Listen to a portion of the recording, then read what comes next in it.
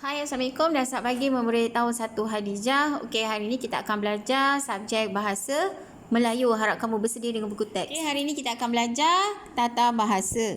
Okey, tajuk kata perintah. Kamu boleh rujuk dalam buku teks muka surat 55. Okey. Okey, apa itu kata perintah? Okey, mari kita baca sama-sama bijak bahasa. Okey. Okey, kata perintah bertujuan untuk menimbulkan tindak balas. Tindak balas apa ni? Respon lah. Tindak balas terhadap perintah, arahan, larangan dan sebagainya. Saya ulang. Kata perintah bertujuan untuk menimbulkan tindak balas ataupun respons terhadap perintah, arahan, larangan dan sebagainya.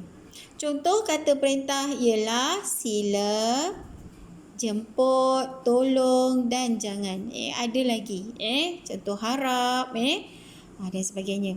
Okey, sekarang saya akan terangkan satu persatu contoh kata perintah. Okey. Beserta penggunaan dan ayat contoh. Okey.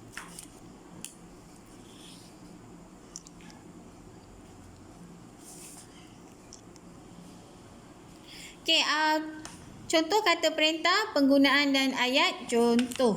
Okey, yang pertama saya pilih harap. Okey, harap ni digunakan untuk tujuan permintaan.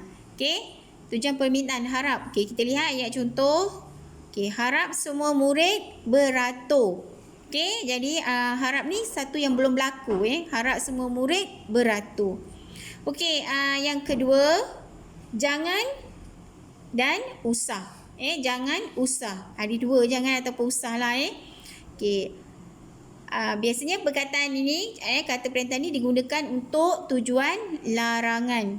Kamu melarang, jangan. Jangan buat sesuatu tu. Kalau usah pun sama. Tapi perkataan je berlainan. Dia tujuan dia sama, melarang. Larangan. Ayat contoh. 1. Jangan menangis lagi. Faham? Yang kedua, usah pergi ke sungai itu. Jadi di sini dapat bezalah. Kalau larangan, jangan tu janganlah. Usah tu usahlah. Usah tu sama macam jangan. Perkataan je berlainan. Okey, faham Okey, kita sekarang saya terangkan contoh yang ketiga. Jemput sila. Jemput dengan sila ni sama. Tujuan dia, dia biasanya digunakan untuk tujuan silaan. Silaan atau mempelawa seseorang. Okey, ayat contoh 1, jemput makan kuih ini. Maksudnya jemput makan kuih ini. Okey, yang kedua, sila masuk Rizal. Maksudnya dia menjemput, mempelawa seseorang tu. Faham? Okey, sekarang kita lihat contoh yang keempat, tolong. Tolong ni digunakan untuk tujuan permintaan atau arahan. Sama macam harap jugalah, tapi ni macam permintaan atau arahan. Okey, ayat contoh, tolong lap meja itu. Tolong lap meja itu. Okey, faham ni? Okey, minta tolonglah, permintaan lah ataupun arahan. Ni arahan lah, suruh lap meja tu. Dengan menggunakan tolong lap meja itu. Perkataan tolong. Okey, sekarang kita lihat ayat contoh dalam buku teks kamu. Okey, kamu lihat di sini ada ayat contoh yang pertama. Sila duduk di sini, cikgu. Nampak? Dia pelawa dengan bahasa. Sila ni kata perintah. Kemudian ayat contoh yang kedua dalam buku teks, tengok gambar ni. Jangan biarkan dia terlepas. Jangan maksud dilarang, disuruh jaga. Sebab sini ada permainan di padang. Okey, dia cakap jangan biarkan dia terlepas. Jangan. Okey, yang ketiga, jemput.